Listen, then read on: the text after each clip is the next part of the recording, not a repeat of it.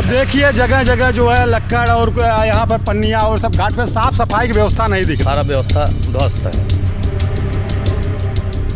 हम ज़मीनी हकीकत देखने के लिए ई रेडियो इंडिया यहाँ पर जो इब्राहिमपुर घाट पर पहुँचा हुआ है, क्योंकि यहाँ पर ऐसे लोग आते हैं जो बनारस और इलाहाबाद नहीं पहुँच पाते। अच्छा, लोगों की शिकायत रहती है कि यहाँ पर आप लकड़ी बहुत महंगी बेचते हैं। विवेक तिवारी जी जो हैं इसके लिए पहल कर रहे हैं और आगे आ रहे हैं।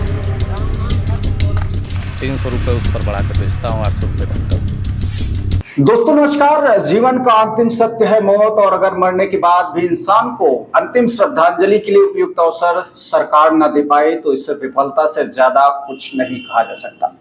किसी शायर ने क्या खूब कहा है कि डूबा हुआ हूं जहर में पर पी नहीं रहा, मैं जिंदगी को सह रहा हूं जी नहीं रहा। आज बात होगी इब्राहिमपुर घाट की, जहां मृत्यु के बाद अंतिम अरदास दी जाती है, लेकिन यहां मरने के बाद भी शायद आत्मा को घुटन महसूस होती होगी, क्योंकि सरकार और स्थानीय नेताओं को मुंह चिढ़ाता इब्राहिमपुर घाट अपनी व्यवस्थाओं पर आंसू बहा रहा है। आइए देखते हैं दीपक प्रेमी की विशेष रिपोर्ट। मैं दीपक प्रेमी, आज मेरी मौजूदगी गोमती सेतु पर है, जो कि प्रतापगढ़, जौनपुर और सुल्तानपुर तीनों जनपदों को जोड़ने वाला सेतु है और यह गोमती नदी पर बना हुआ है। और इसके बगल में इब्राहिमपुर घाट है, और इब्राहिमपुर घाट जो सकरदे ग्राम सभा में जो है यह घाट आता है। और आज हमारे यहाँ पर पहुँचे हुए हैं और यहाँ पर आज देखेंगे कि क्या व्यवस्था है और क्या अव्यवस्था है, क्योंकि यहाँ के सुंदरीकरण की बड़ी तेज़ी से मांग उठी है और विवेक तिवारी जी जो हैं इसके लिए पहल कर रहे हैं और आगे आ रहे हैं। यहां अंतिम संस्कार करने आने वाले शोकाकुल परिजनों को जबरन वसूली का शिकार होना पड़ता है। शवदाह के नाम पर 4 से 5 हजार रुपए तक वसूल किए जाते हैं। स्थानीय डोमराज बांकेलाल पर आरोप है कि उन्होंने न केवल घाट पर कब्जा जमा लिया है, बल्कि प्रतीक्षालय को भी निजी आवास में बदल दिया। इस मनमानी से परेशान लोगों ने प्रशासन से हस्तक्षेप करने की मांग की है। यहाँ पर ग्राम प्रधान कमलेश निषाद ने भी अवैध वसूली की पुष्टि की है और कहा कि घाट पर 4 से 5 हजार रुपए तक की अवैध मांग की जाती है, जो सरासर गलत है। उन्होंने मांग की है कि शवदाह संस्कार की प्रक्रिया को स्वेच्छा से कराया जाए और स्थानीय ग्राम सभा के किसी व्यक्ति को अधिकृत किया जाए, ताकि गरीब परिवारों का शोषण न हो सके। ये जो ऊपर सौर ऊर्जा लगी हुई है, यह तो एकदम बेकार दिखाई दे रही है। ये भैया सौर ऊर्जा दिए थे अमृतलाल प्रधान, उनके परिजनों में कोई ख़त्म हुआ था, दान में दिए थे। इसकी लाइट बिगड़ गई, उनको दिए हैं बनने के लिए। कितने दिन से बंद पड़ी है? साल भर हो गया। 1 साल से बंद पड़ी है? 1 साल से बंद पड़ी है। रात में यहाँ पर अंधेरा पसरा रहता होगा? नहीं, मैं अपने पास इन्वर्टर की व्यवस्था किया हूँ, इन्वर्टर से लाइट देता हूँ। आप अपने इन्वर्टर से जो है यहाँ पर उजाला करते हैं? मतलब सरकार की तरफ से यहाँ इस सौदाह गृह के पास जो है कोई बिजली की व्यवस्था या लाइट की व्यवस्था, उजाले की व्यवस्था नहीं है? नहीं है सर। अच्छा, और इधर वाला ये जो बना है भवन, ये कैसा भवन है? ये बैठने के लिए बना है। अच्छा, लोगों के लिए प्रतीक्षालय है? जी सर। और ये कब से ये ऐसे पड़ा हुआ है, छत लगा के, मतलब तैयार नहीं हुआ? 5 साल हो गया। 5 साल से ये पड़ा हुआ है? अच्छा, इस किसने बनवाया था भैया इसको? ये कमलेश निषाद बनवाया था। अच्छा, कमलेश निषाद प्रधान थे? प्रधान थे। अच्छा, जो कमलेश निषाद जी प्रधान थे पूर्व, उन्होंने इस सौदाह गृह को जब से बनवाया, वो प्रतीक्षालय को, तब से जो है इसका पुनरुद्धार करने के लिए कोई नहीं आया? जी सर, कोई नहीं आया। धन्यवाद। घाट पर निर्मित शौचालय जर्जर हालात में है, दरवाजे टूटे हैं और पानी की टंकी ध्वस्त हो चुकी है। घाट पर लगी सोलर लाइटें नहीं काम करती और बिजली का कनेक्शन भी नहीं है, रोशनी देने में असमर्थ है। सौदाह के लिए आए लोगों को मूलभूत सुविधाओं के लिए भी तिल तिल कर परेशान होना पड़ता है। इसके अलावा सौदाह स्थल पर फैली राख, जली लकड़ियां, चुनरी, पॉलिथीन और अन्य ऐसी गंदगी युक्त चीजें वहां पर हैं, जो नदी के तट को गंदा किए हुए हैं, पर्यावरण को नुकसान कर रहे हैं और घाट की बदहाल स्थिति को दर्शा रहे हैं। हम ज़मीनी हकीकत देखने के लिए ई रेडियो इंडिया यहाँ पर जो इब्राहिमपुर घाट पर पहुँचा हुआ है और डोम राजा हमारे बगल में है। डोम राजा जी बताइए कि विवेक जी ने क्या वादा किया है यहाँ के लिए? विवेक तिवारी जी ने यहाँ की व्यवस्था देखे, उन्होंने हमने बोला कि इसको दुरुस्त कराइए जी, सुंदरीकरण कराइए। यहाँ जनता आती है, बैठने उठने के लिए कोई व्यवस्था नहीं है।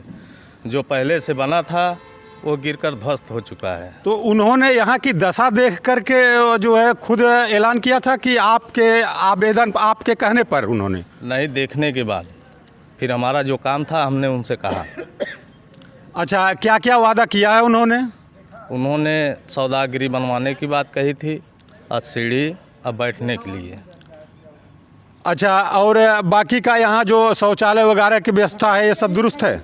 नहीं सर, दुरुस्त नहीं है। उसका दरवाज़ा टूट गया है, उसकी पानी की निकास कोई नहीं है, ये सब सारा व्यवस्था ध्वस्त है। अच्छा, और घाट पर साफ सफाई की व्यवस्था? साफ़ सफाई तो आप देख ही रहे हैं। अच्छा, लोगों की शिकायत रहती है कि यहाँ पर आप लकड़ी बहुत महंगी बेचते हैं, तो इसके बारे में आप क्या कहना चाहेंगे डोम राजा? लकड़ी 500 रुपये खरीद कर लाता हूँ और 300 रुपये उस पर बढ़ा कर बेचता हूँ, 800 रुपये कुंटल। अच्छा, 800 रुपये में बेचते हैं आप? जी सर। तो अच्छा, लकड़ी कहाँ से लाते हैं? लकड़ी व्यापारी से खरीदता हूँ। अच्छा, व्यापारी से लकड़ी खरीदते हैं? जी सर। अच्छा, और कुछ लोगों की शिकायत रहती है कि आप जो यहाँ पर आप सौदा करने आते हैं तो उनके परिवारजनों से जो है ज़्यादा वसूली करते हैं, ज़्यादा पैसों की मांग करते हैं। ये सब कुछ नहीं है सर।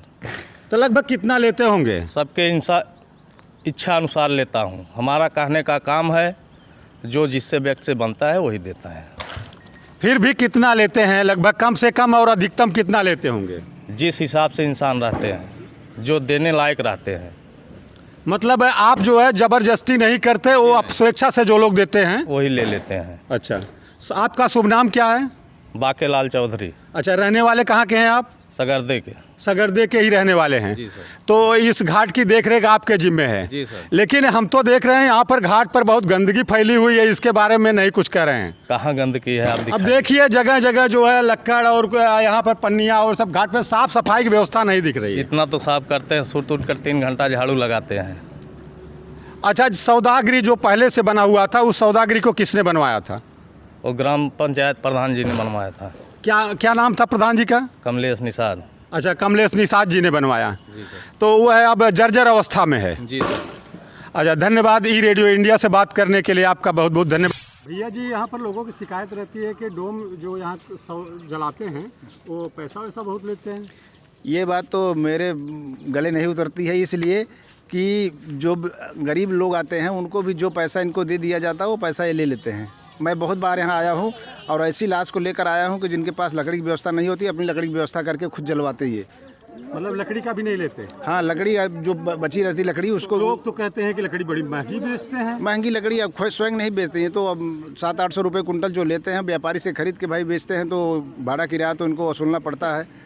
अच्छा, कितने दूर से लोग यहाँ आते होंगे यहाँ ब्राहिमपुर घाट पर? ब्राहिमपुर घाट पर प्रतापगढ़ के इधर से सुल्तानपुर, अंबेडकर नगर और कम से कम 25-30 किलोमीटर से लोग आते हैं।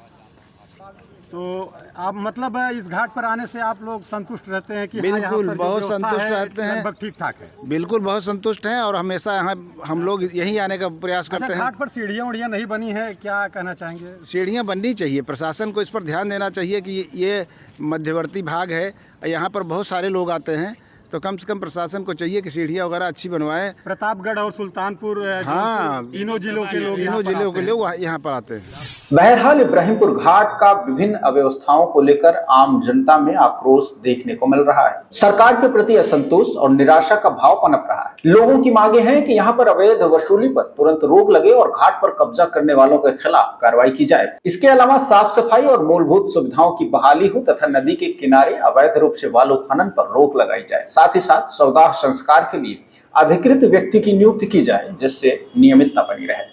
बहरहाल इस तरह के तमाम समाचार वीडियोस पाते रहने के लिए ई रेडियो इंडिया को अगर आप यूट्यूब पर देख रहे हैं तो सब्सक्राइब कीजिए, फेसबुक, इंस्टाग्राम या अदर एप्लीकेशन पर देख रहे हैं तो फॉलो करना ना भूलें। बहुत बहुत शुक्रिया, नमस्कार।